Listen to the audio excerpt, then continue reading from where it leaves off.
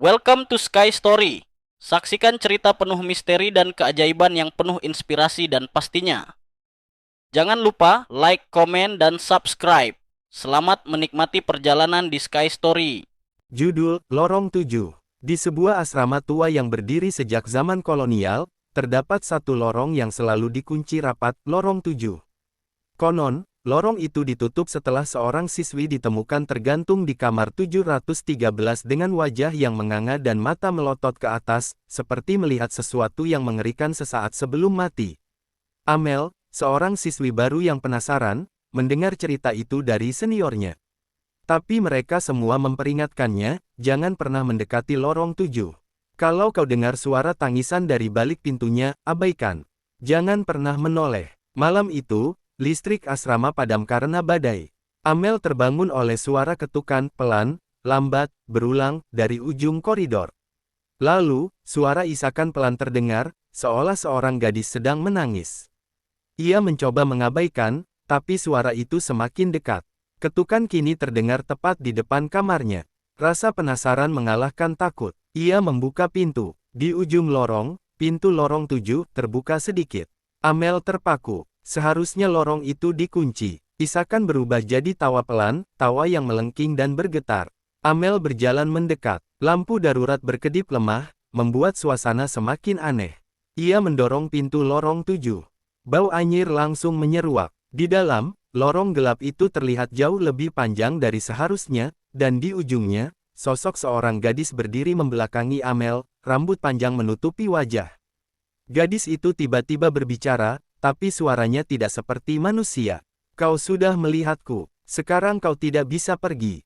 Amel mencoba berlari, tapi tubuhnya membeku. Gadis itu menoleh perlahan, wajahnya rusak, matanya kosong, dan lehernya patah miring ke samping. Ia mendekat tanpa menggerakkan kaki, melayang. Lalu, gelap. Keesokan harinya, Amel tidak ditemukan. Tapi para siswi melaporkan satu hal aneh, pintu lorong 7 kini terbuka, dan terdengar isakan dari dalam. Seminggu setelah hilangnya Amel, asrama mulai terasa berbeda.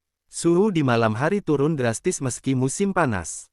Lampu lorong sering berkedip tanpa sebab. Dan yang paling mengganggu, isakan itu kembali terdengar, selalu dari arah lorong 7. Nadia, sahabat sekamar Amel, merasa ada yang tidak beres. Ia mulai bermimpi aneh, dalam tidurnya, ia berada di lorong yang tak berujung, di mana dindingnya terbuat dari daging dan tangan-tangan muncul dari celah, mencoba meraihnya. Suatu malam, Nadia bangun dengan mata merah dan tubuh gemetar. Di tangannya, tergenggam pita rambut milik Amel, padahal itu hilang sejak malam terakhir. Ia sadar, Amel masih di sana, atau setidaknya, sesuatu yang pernah menjadi Amel. Dengan nekat, Nadia menyelinap keluar saat semua tidur. Ia membawa lilin, jimat peninggalan neneknya, dan kamera Polaroid. Lorong 7 masih terbuka, seolah memang menunggunya. Begitu masuk, pintunya menutup dengan bunyi dentuman keras. Lorong itu kini bukan seperti lorong biasa. Lantainya seperti tanah kuburan basah, dan bau darah memenuhi udara. Suara-suara bisikan mulai terdengar, bukan hanya satu, tapi puluhan, ratusan. Menggumamkan nama Nadia. Di dinding tergantung bingkai foto, semua adalah potret siswa-siswi yang pernah hilang dari asrama sejak puluhan tahun lalu. Wajah mereka sama, pucat, mata kosong, dan senyum bengkok seperti dipaksa. Saat Nadia mengambil gambar dengan kamera Polaroid, satu foto keluar. Ia menyalakan korek, melihat hasilnya. Di sana, Amel, berdiri di belakangnya, tersenyum dengan darah menetes dari matanya. Nadia berbalik, kosong. Kemudian suara familiar terdengar. Nadia, kamu nyusul aku ya? Amel muncul, tubuhnya menggantung setengah melayang, rambut basah menutupi wajahnya.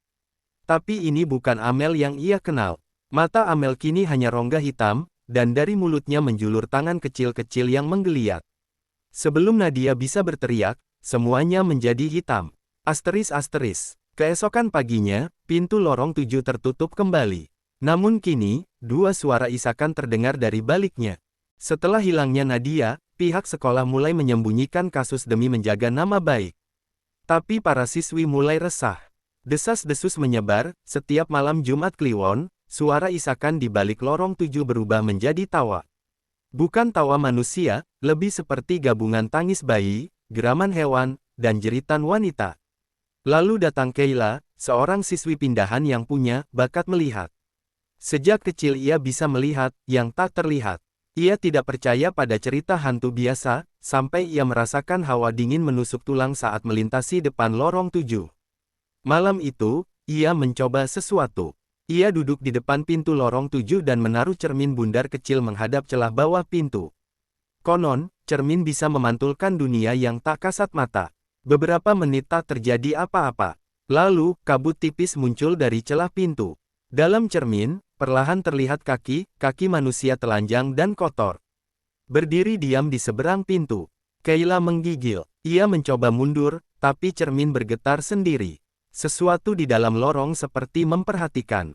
Lalu muncul wajah, Amel dan Nadia, bersatu dalam satu tubuh. Setengah wajah adalah milik Amel yang tersenyum, dan sisi lainnya adalah Nadia yang menangis darah. Mereka bicara bersamaan. Kita semua bercermin, di sini tak ada yang benar-benar hilang. Hanya terjebak. Cermin retak. Potongan terakhir menampilkan sesuatu yang membekukan darah Kayla, dirinya sendiri, berdiri di dalam lorong, dengan mata kosong dan kulit memucat. Lalu cermin pecah. Asteris. Sejak malam itu, Kayla menghilang. Tapi bukan itu yang paling menyeramkan.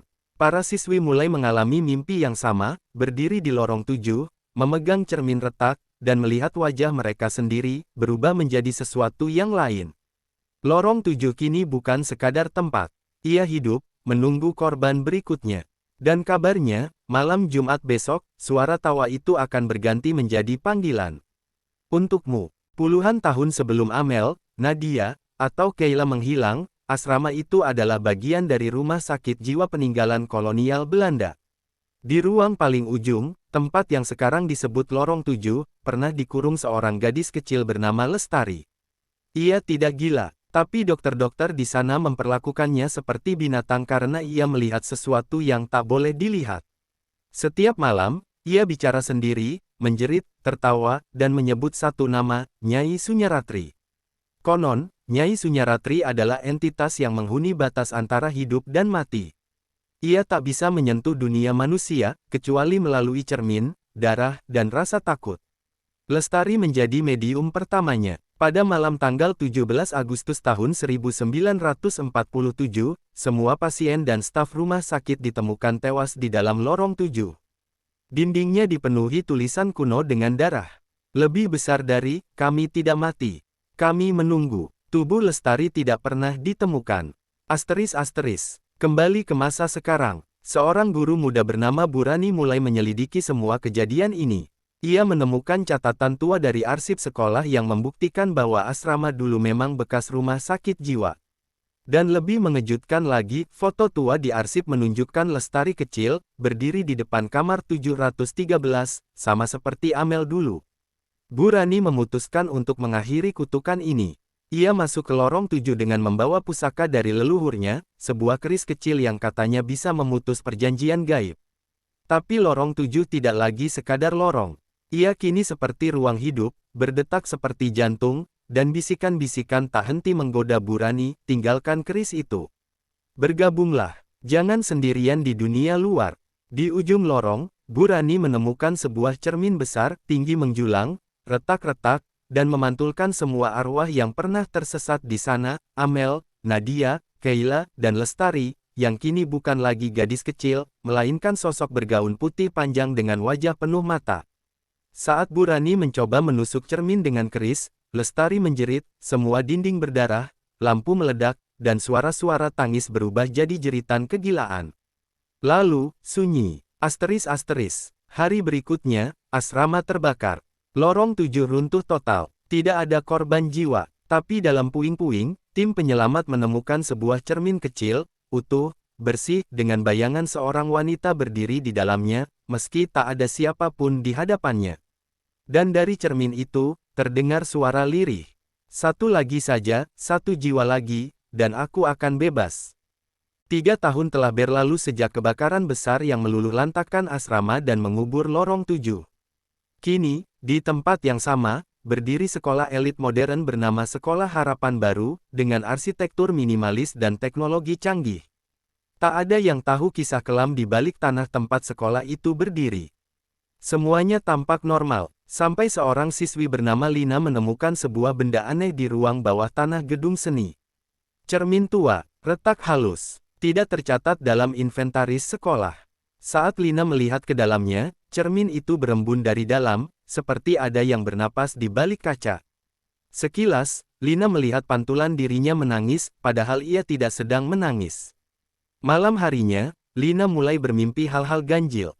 Ia melihat dirinya berjalan menyusuri lorong panjang berdinding darah, dan di ujung lorong, cermin itu terbuka, seperti pintu. Suara-suara mulai mengisi pikirannya di siang hari, bebaskan aku. Kau hanya perlu melihat lebih dalam. Teman-teman Lina mulai melihat perubahan. Ia jadi pendiam, matanya kosong, dan sering berbicara dengan dirinya sendiri. Salah satu temannya, Ari, diam-diam memotret Lina saat sedang menatap cermin itu. Saat foto dicetak, Lina tidak ada, tapi seseorang lain tampak dalam pantulan cermin, seorang gadis berwajah familiar, dengan leher terpelintir, Amel. Ari mencoba melaporkan kejadian ini, tapi malam itu ia menghilang. Dan keesokan paginya, sebuah gambar muncul di dinding kamar seni, lukisan Ari dengan mata dijahit, berdiri memegang cermin.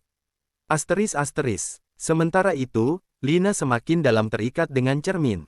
Ia mulai menggambar simbol-simbol kuno di mejanya. Ia menulis nama, Sunyaratri. Cermin itu bukan sekadar peninggalan.